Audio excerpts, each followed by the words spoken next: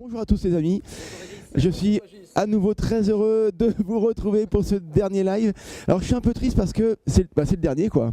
Il va falloir attendre un an avant de pouvoir se retrouver et refaire ça parce que voilà, c'est juste, moi j'adore faire cet exercice là. Et ce matin on va parler des accessoires, des tendances accessoires. Alors évidemment ça... il y a plein de choses à dire parce que c'est très large, l'accessoire c'est tout ce qui n'est pas réflexe, objectif, donc du coup c'est tout ce qui tourne autour de la photo. Il y a plein de choses, on ne pourra pas tout aborder, mais on va essayer de vous dire, de vous raconter ce que nous on a vu pendant le salon, parce qu'il y a tous les stands évidemment, on a fait le tour, et on va partager, vous partagez nos petites trouvailles et ce qu'on a vu. Qui veut lancer ça? Blaise, toi tu as vraiment beaucoup de choses à dire sur le flash, c'est ça je crois? Tu veux commencer ou peut-être quelqu'un d'autre? Il est chaud bouillant. Ouais, on va pas le retenir. Allez, tiens Blaise. Allez. Merci beaucoup Régis. Salut à tous. Je suis content qu'on ait terminé le salon aussi nombreux qu'on a commencé. C'est un bon signe. On a passé un bon moment.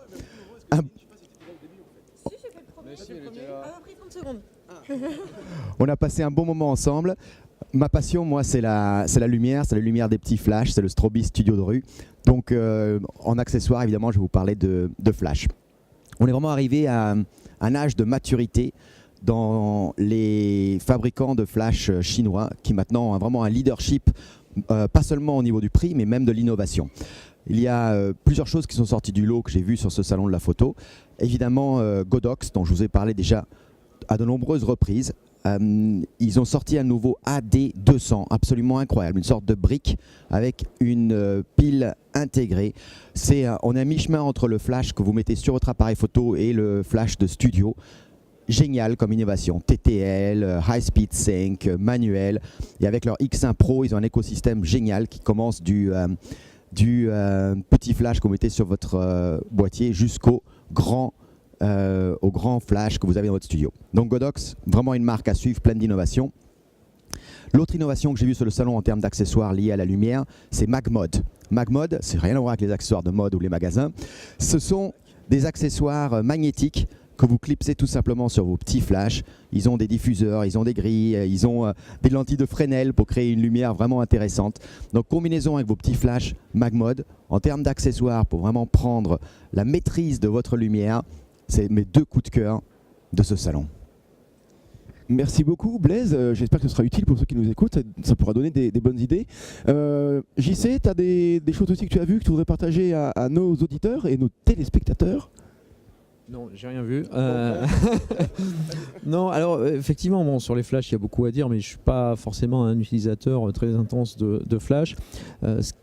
J'ai pas vu énormément d'accessoires qui m'ont fait sauter en l'air, très honnêtement. Par contre, j'ai plus vu beaucoup de choses autour du tirage, impression et produits de présentation des photos. Alors bien sûr les livres photos depuis toujours, mais je trouve qu'il y a des petits produits originaux qui arrivent, alors sans citer de marque spécialement, mais il y a des petits coffrets qui arrivent très sympas où on peut imprimer des petites photos 10-15 par exemple de bonne qualité, et puis un emballage, un packaging assez sympa et pas très onéreux.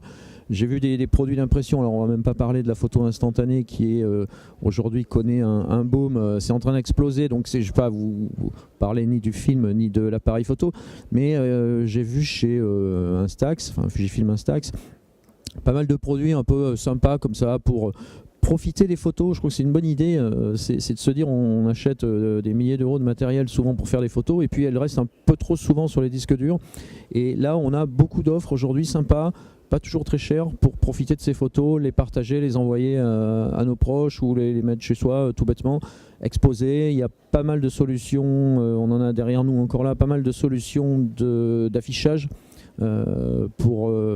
d'accrochage plutôt que d'affichage. Je suis dans l'affiche en ce moment, donc mais voilà, on sort du cadre vert traditionnel et il y a énormément de solutions aujourd'hui abordables pour l'amateur, souvent, ce qui n'était pas forcément le cas avant. Donc voilà ce que sont les tendances accessoires pour moi cette année. C'est parfait JC, je rebondis sur ce que tu as dit. Au niveau de l'instantanéité, de la spontanéité, on peut perdre ça parfois quand on a des gros appareils. Moi j'aime bien, j'ai vu ça sur le salon, des supports, alors c'est que pour iPhone, mais ça transforme l'iPhone en fait, donc le smartphone un peu plus tard, en MMF, c'est ça exactement, vraiment en petit compact, avec une belle prise en main. On a les boutons raccourcis, on retrouve la même ergonomie qu'on a sur les compacts, et je trouve ça vraiment super. Alors ça agrandit un petit peu le le volume du téléphone, mais guère plus. Et du coup, je trouve que on est un petit peu dans l'esprit de l'instamatique, c'est-à-dire qu'on dégaine, on shoot. Alors, on n'imprime pas tout de suite, mais on veut partager tout de suite une belle photo. Deuxième chose, et là vraiment c'est de l'accessoire parce que c'est pas très utile, mais c'est une vraie tendance, je trouve, c'est sur les sacs photos. On sort du cadre du sac photo très pro, très tristoun noir, avec des choses qui sont très habillées. Et ceux il y en a qui apportent de l'importance à la mode et à leur look. Eh bien, il y a des sacs photos qui sont vraiment très beaux, très chouettes. Alors, ça peut être bien parce que du coup, c'est un sac photo qui ressemble pas à un sac photo.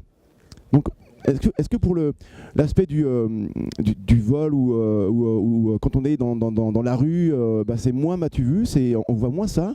Malgré tout, c'est très chouette et c'est une tendance qui n'est pas très vieille. Et il y a plusieurs marques qui s'y mettent et moi j'aime bien ça. Alors pour l'animal, ça me concerne moins parce que moi, quand je vais dehors et je pose mon sac dans la terre, c'est pas très... C'est assez discret, mais ça se salit et moi ça m'intéresse pas de salir des trucs aussi jolis, mais je trouve que c'est bien pour ceux qui font la photo de rue. C'est un bon truc. La suite ? En fait, je vais rebondir sur ce que tu viens de dire. En fait, moi, ça fait quelques années déjà que j'ai des sacs à main photo qui existent, qui viennent des États-Unis. Voilà, et cadeau de mon cher et tendre à côté. Ça fait 3-4 ans et c'est vrai qu'en fait à chaque fois il fallait l'acheter aux États-Unis, payer la douane, payer les taxes et forcément c'était et attendre les délais fournisseurs et tout ça, enfin ça prend du temps. Et ça y est, ça fait 1 ou 2 ans que je commence à les voir sur le salon qui arrivent et vraiment des sacs féminins. Enfin au-delà pour vous, enfin voilà, pour moi c'est aussi important, c'est les sacs féminins pour faire de la photo. Non, du tout. Non, mais il sait que s'il a besoin d'une idée de cadeau, un sac à main, ça marche tout le temps. Donc il le sait, il n'y a pas de souci. Sinon, du coup, en accessoire, moi, je vais rebondir sur ma partie à moi. Nous, on fait beaucoup de studios, donc on est allé regarder ces éléments. Ce qui m'a marqué, au-delà du fait que y a nos fournisseurs là-haut, il y a tous les fonds, toutes les couleurs, c'est le fournisseur qui est juste derrière, qui lui va proposer cette fois-ci des fonds personnalisés, pour la construction justement avec des fonds vinyles et des fonds textiles, avec plein de décors différents. Et moi, j'en utilise beaucoup avec les enfants et ça m'éclate. Je suis en train de négocier avec Guillaume pour un super fond avec un château derrière. Voilà. Il n'y a pas vraiment de négociation parce que du coup lui il veut son papier et moi je vais prendre mes fonds et ça c'est cool de aussi voir d'autres choses, de voir d'autres personnalisations et pouvoir s'attaquer à ce marché là. Alors donc pour le sac à main on verra. Donc moi t'as déjà fait tes grosses de Noël en fait. Les accessoires, moi je vais retenir évidemment là le tirage en ce moment, donc là je vais pas innover mais je vais dans le sens de JC. Il y a énormément de papier, il y a énormément de texture, il y a énormément de support. Petit retour de la caisse américaine, je trouve. Enfin, pour ceux qui ont vu un peu, là, on a un retour fort de la caisse américaine. Donc voilà, les photos qu'on fait au quotidien, à titre perso, ça vit et ça survit sur du papier. Nous, on est assez contents là sur le stand, on a réussi à accrocher vos photos sur les 4 coins du stand.